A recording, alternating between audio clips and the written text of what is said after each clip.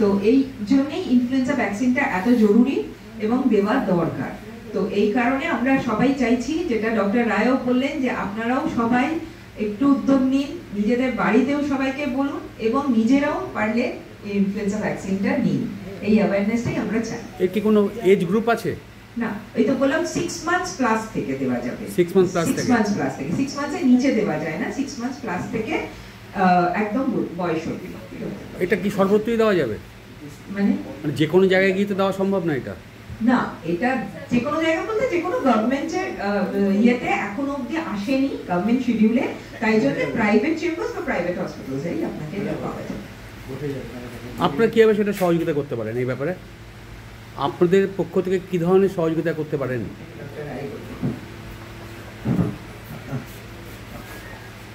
আপনার প্রশ্নের উত্তর দেওয়ার আগে যেটা ম্যাডাম বললেন তার সাথে কয়েকটা পয়েন্ট যোগ করি। 1 নম্বর হচ্ছে যে ভ্যাকসিন, যে কোনো ভ্যাকসিন যখন সারা পৃথিবীতে আসে তার কিছু গাইডলাইন থাকে, যে গাইডলাইনটা আমাদের সকলকে মেনে চলতে হয়। অর্থাৎ কাকে দেবো, বছরে কতবার দেবো, একটা ডোজ দিলেই সারা বছরের মতো, সারা জীবনের মতো প্রোটেকশন হবে কিনা, না বছর বছর দিতে হবে, এই ধরনের গাইডলাইন থাকে। এই ভ্যাকসিনটার ক্ষেত্রেও সেরকম আছে, যেটা আমরা বারবার করে বলছি যে এই ভ্যাকসিনটা দেওয়ার ন্যূনতম বয়স হচ্ছে 6 মাস। অর্থাৎ বাচ্চার বয়স যখন 6 মাস হবে তখনই আপনি ভ্যাকসিনটা শুরু করতে পারবেন।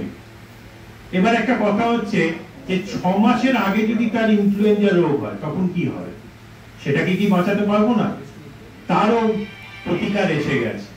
কিভাবে না, আমরা প্রত্যেক গর্ভবতী মহিলাকে তার প্রেগন্যান্সি সেকেন্ড হাফে, অর্থাৎ প্রেগন্যান্সিটা আমরা সকলেই জানি 9 মাস, একটা গর্ভবতী মহিলার প্রেগন্যান্সি ডিউরেশন হচ্ছে 9 মাস।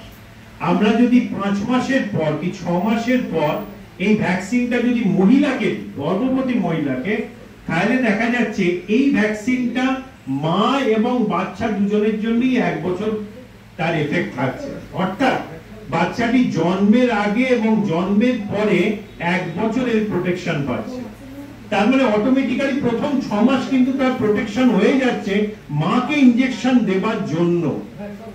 সেই জন্য আমরা এখন খুব জোরের সাথে বলতে পারি যে বাচ্চাটিকে একেবারে জন্মের দিন থেকেই আমরা প্রোটেক্টেড রেখেছি।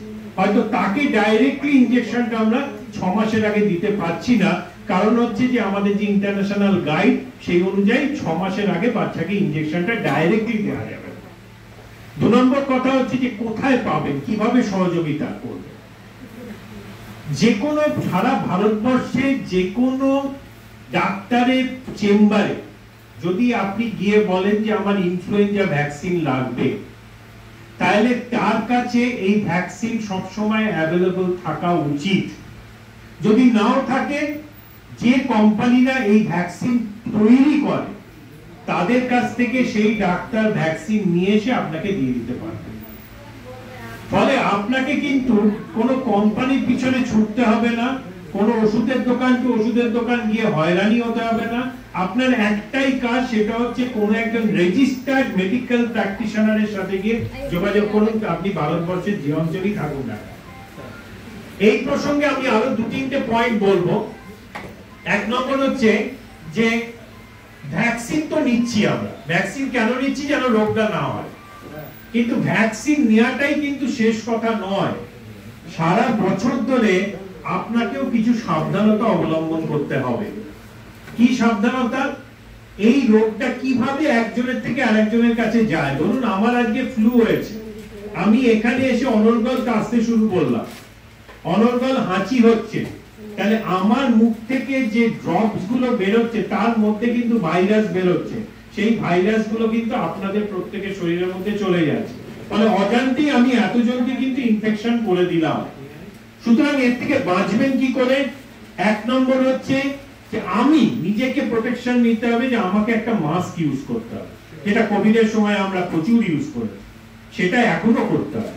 2 নম্বর কি, আমাকে প্রত্যেকবার কোন জায়গা টাচ করার পরে সেই জায়গাটা, আমার দায়িত্ব হচ্ছে সেই জায়গাটা ভালো করে ডিসইনফেক্ট করে দেওয়া, অর্থাৎ মুছে দেওয়া।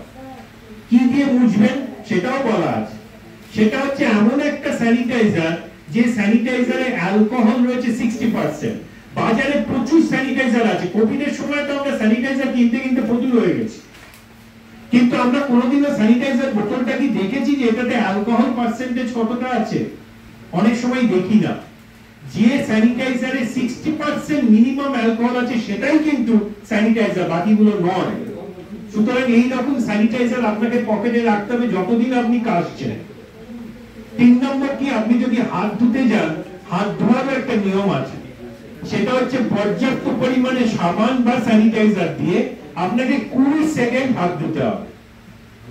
আমি গেলাম কলের নিচে চট করে একটু হাত ধুয়ে চলে এলাম, বললাম যে আমার তো হাত ধোয়া হয়ে গেছে, তা নয়। 20 সেকেন্ড ধরে সাবান মাখতে হবে এবং তারপরে হাত ধুতে হবে।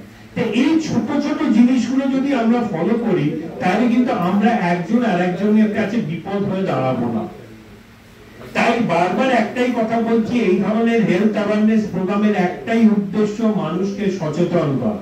আমরা কিন্তু এখানে চিকিৎসা করতে আসিনি, আমরা এসেছি চিকিৎসা যেন আপনাকে করতে না দৌড়তে হয়, তার জন্য কি করতে হবে সেইটা বলতে। আশা করি যতটা পারলাম বোঝানোর চেষ্টা করলাম।